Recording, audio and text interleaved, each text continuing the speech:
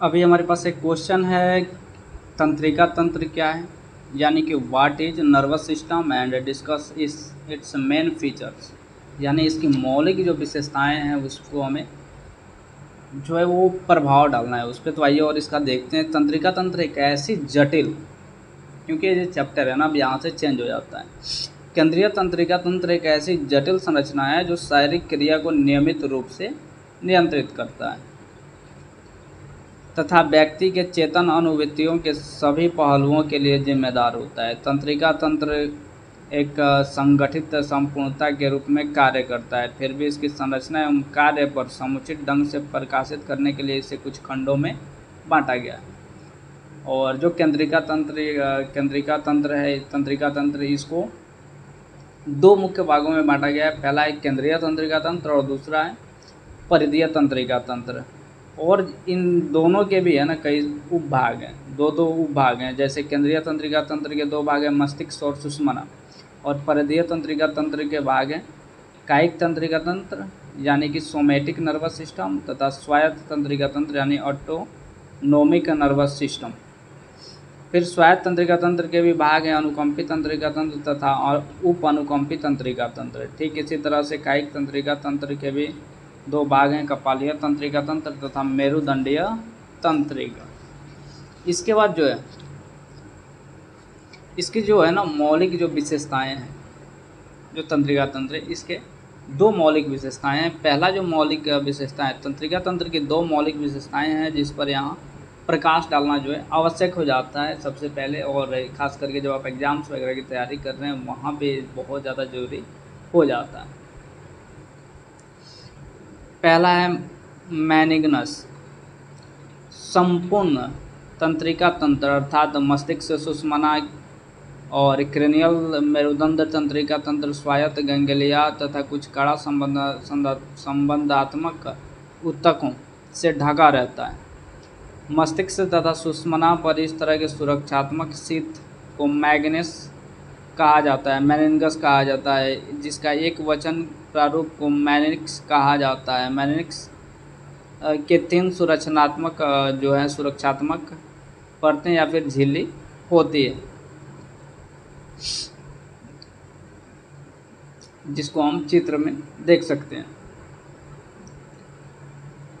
सबसे ऊपरी परत को डूरा मैटर कहा जाता है, जो मोटा, कड़ा तथा अलचीला होता है, यानी ये जो लचीला नहीं होता है, जो डूरा मैटर होता है। बीच वाले परत को मिडिल कवर को हम क्या बोलते हैं, एरेक्नोइड झिल्ली कहते हैं, यानी आर्कनोइड झिल्ली मेम्ब्रेन कहा जाता है इसे, जो देखने में जाल के समान होता है या मुलायम तथा स्पंजी भी होता है। मैटर के ठीक नीचे रहता है तथा डूरा मैटर के ठीक नीचे रहता है। एरेक्नोइड झिल्ली रेशेदार तथा लचीले ऊतकों से बना हुआ होता है। मैग्नेस के सबसे जो भीतरी झिल्ली है इसको हम पिया मैटर कहते हैं, और यह जो है कार्टेक्स की सतह से लगा हुआ होता है। पिया मैटर तथा एरेक्नोइड झिल्ली के बीच खाली जगह होता है जिसे उपएरेक्नोइड स्थान कहा जाता है। यह खाली स्थान एक विशेष तरल पदार्थ से भरा हुआ होता है जिसे सेरिब्रोस्पाइनल तरल कहा जाता है, सेरिब्रोस्पाइनल तरल कहा जाता है। और जो दूसरा है इसका विशेषता, ये क्या है, निलयी तंत्र। जो निलयी तंत्र है यानी इसको हम वेंट्रिकुलर सिस्टम बोलते हैं। मानव मस्तिष्क बहुत ही मुलायम एवं जेली के समान होता है, अतः इसे तुलनात्मक रूप से अधिक सुरक्षित जगह की ज़रूरत होती है। सौभाग्यवश मस्तिष्क खोपड़ी के भीतर काफ़ी सुरक्षित स्थान होता है, जो सेरिब्रोस्पाइनल तरल जो उपएरेक्नोइड स्थान में अवस्थित होता है में तैरता रहता है। चूँकि मस्तिष्क इस तरल पदार्थ में डूबा रहता है, जिसका शुद्ध भार करीब 1400 ग्राम से घटकर करीब 80 ग्राम हो जाता है, जिससे मस्तिष्क के आधार पर दबाव काफ़ी कम हो जाता है। चूँकि मस्तिष्क तथा सुषुम्ना दोनों ही सेरिब्रोस्पाइनल तरल से घिरा होता है, अतः अचानक सिर घुमाने या सिर में अचानक गति उत्पन्न करने से केंद्रीय तंत्रिका तंत्र को आघात पहुंच सकता है और उसे यह तरल पदार्थ बचा लेता है। कहने का मतलब ये है कि जैसे कि इसमें जो मस्तिष्क है इसका वजन करीब 1.5 किलो के आसपास है, 1400 ग्राम के आसपास है, लेकिन जब ये तरल पदार्थ जो है सेरिब्रो जो स्पाइनल है इसमें तैरता है। हमारा जो मस्तिष्क है ये पूरा का पूरा भाग तैरता है, और तैरते हुए भाग में कई बार हम अचानक ऐसे ऐसे सर हिलाते हैं, अचानक को लगता है कुछ टकरा गया, और वहाँ पे जो है ना मस्तिष्क की क्षति होती है। तो अचानक है ना कोशिश करें कि जब भी आप जो मस्तिष्क या कुछ देखना हो तो थोड़ा सा लचीलापन हमारे अंदर होना चाहिए, अचानक नहीं तो मस्तिष्क से जो क्षति हो जाता है। कई बार आप चलते चलते रहते हैं या फिर कहीं पे आस पास आ जा रहे हैं जा रहे हैं, अचानक शरीर में जो है ना मस्तिष्क में अचानक दर्द सा उत्पन्न हो जाता है, लगता है पता नहीं कोई झटका लग गया। तो वो सब जो भी होता है ये आघात के कारण ही होता है, और केंद्रीय तंत्रिका तंत्र को जो आघात पहुंच सकता है उसे जो है ये तरल पदार्थ जिसको हम सेरिब्रो स्पाइनल तरल कहते हैं, सेरिब्रो स्पाइनल फ्लूइड, ये जो है बचा लेता है। मस्तिष्क में कई खोखला अंतर संबंधित चैम्बर होते हैं जिसे वेंट्रिकल कहा जाता है। वेंट्रिकल सेरिब्रो स्पाइनल तरल से भरे होते हैं। मस्तिष्क में ऐसे 4 वेंट्रिकल हैं। प्रत्येक वेंट्रिकल में छोटी अनेकों पुटिकाओं के गुच्छे होते हैं जिनके माध्यम से सेरिब्रो स्पाइनल तरल वेंट्रिकल में प्रवेश करते हैं। इस गुच्छ को आर्कोनॉइड प्लेक्सस कहा जाता है। सबसे बड़े चैम्बर को पार्श्विक वेंट्रिकल यानी लैटरल वेंट्रिकल कहा जाता है। इस तरह का वेंट्रिकल एक बाएं गोलार्ध तथा एक दाएं गोलार्ध में होता है। पार्श्विक वेंट्रिकल तीसरे वेंट्रिकल से अंतर संबंधित होता है जो मस्तिष्क के मध्य भाग में अर्थात डायएन्सिफेलोन में अवस्थित होते हैं। इनके दीवारों में मस्तिष्क के इर्द गिर्द के भाग 2 सम्मित भागों में बंटे होते हैं। तंत्रिका ऊतकों का एक बंडल जिसे मासा इंटरमीडिया कहा जाता है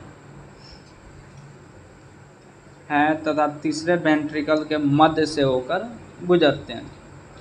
यह एक उत्तम संदर्भ के रूप में कार्य करता है। तीसरा वेंट्रिकल एक लंबे ट्यूब जिसे सेरिब्रल एक्विडक्ट कहा जाता है के माध्यम से चौथा वेंट्रिकल से जुड़ा होता है। चौथा वेंट्रिकल पश्च मस्तिष्क की में अवस्थित होता है। जो चौथा है पीछे वाले मस्तिष्क में अवस्थित होता है। इस तरह से 2 पार्श्विक वेंट्रिकल पहला तथा दूसरा होता है, पर मेडिकल साहित्य में इसे ऐसा न कहकर मात्र पार्श्विक यानी लैटरल वेंट्रिकल ही कहा जाता है। सभी चारों वेंट्रिकल एक संकीर्ण चैनल से आपस में जुड़े होते हैं और सेरिब्रो स्पाइनल तरल पार्श्विक वेंट्रिकल से तीसरे वेंट्रिकल तथा तीसरे वेंट्रिकल से चौथे वेंट्रिकल में संचारित होते रहता है। चौथे वेंट्रिकल के बाद सेरिब्रो स्पाइनल तरल वेंट्रिकल तंत्र से बाहर आ जाता है और पेरिकोनॉइड की जगह में सुषुम्ना तथा मस्तिष्क के सतहों में संचारित होने लगता है। फिर उसके बाद सेरिब्रो स्पाइनल तरल को रक्त आपूर्ति या सीरियस संचरण द्वारा अंतर्लीन कर लिया जाता है। ऐसा माना जाता है कि सेरिब्रो स्पाइनल तरल की कुल मात्रा करीब 125 ml होती है, जिसमें करीब आधा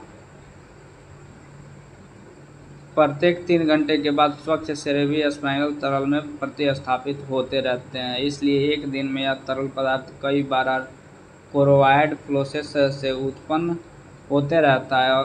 अगर सेरिब्रो स्पाइनल तरल का प्रवाह ट्यूमर या अन्य कारणों से बाधित हो जाता है तो एक विशेष सामान्य स्थिति उत्पन्न होती है जिसे हाइड्रोसिफिलिस कहा जाता है। इस स्थिति में वेंट्रिकल अनावश्यक रूप से आकार में बड़ा हो जाता है और इसे फिर मस्तिष्क की क्षति हो जाती है। तो ये था हमारा